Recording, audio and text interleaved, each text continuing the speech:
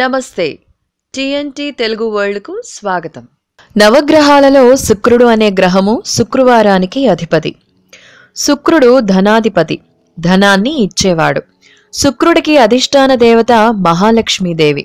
అందుకని శుక్రవారం నాడు అమ్మవారిని పూజించిన అమ్మవారి రూపంలో ఉన్నటువంటి మహాలక్ష్మిని గాని, సరస్వతీదేవిని గాని, లలితా త్రిపుర సుందరిని గాని, లలితా పరమేశ్వరిని గాని ఏ అమ్మవారిని పూజించినా అష్టైశ్వర్యాలు, సిరి సంపదలు వస్తాయని మన పురాణాలు చెబుతున్నాయి. శుక్రవారం నాడు అన్ని అమ్మవారికి ఇష్టమైన పనులు చేస్తే అమ్మవారు కరుణిస్తుంది అని పెద్దవాళ్ల నమ్మకం.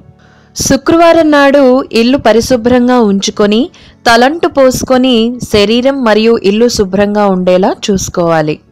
ఇంటి ముందు అమ్మవారికి ఇష్టమైన అష్టదళ కమలం ముగ్గు వేసుకోవాలి.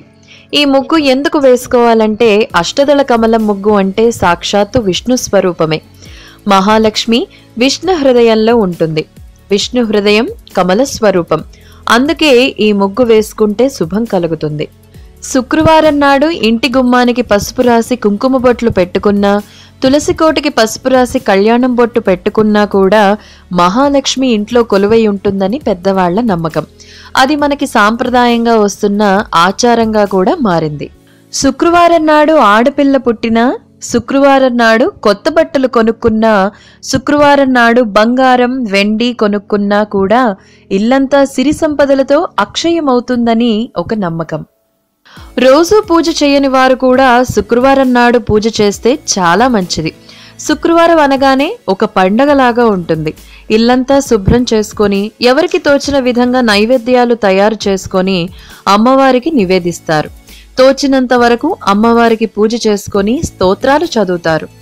ఇప్పుడు చెప్పబోయే శ్లోకం శుక్రవారం నాడు తప్పనిసరిగా చదువుకుంటే చాలా మంచిది.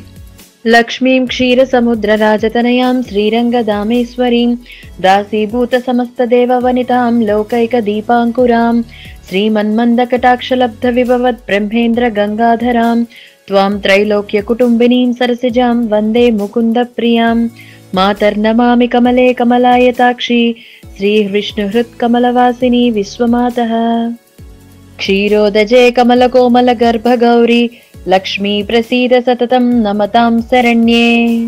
అందుకని శుక్రవారం అన్ని రోజుల కంటే కూడా ఒక పండుగ రోజులా ఉంటుంది.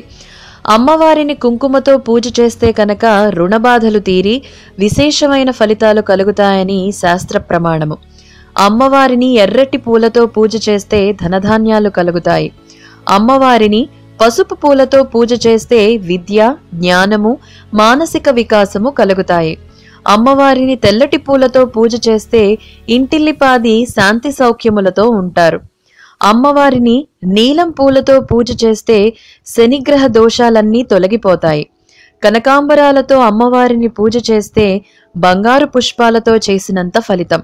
కావున శుక్రవారం నాడు ఇంటి పరిశుభ్రతను పాటిస్తూ ఆ శ్రీ మహాలక్ష్మిని యథాశక్తి పూజించిన వారి ఇంట సిరుల పంట. మా వీడియోస్ కనుక నచ్చినట్లయితే లైక్ అండ్ షేర్ చేయండి. మరిన్ని వీడియోస్ కోసం మా ఛానల్ సబ్స్క్రైబ్ చేసుకోండి. వీడియోస్ నోటిఫికేషన్ కోసం ఈ బెల్ ఐకాన్ని యాక్టివేట్ చేయండి. ధన్యవాదములు.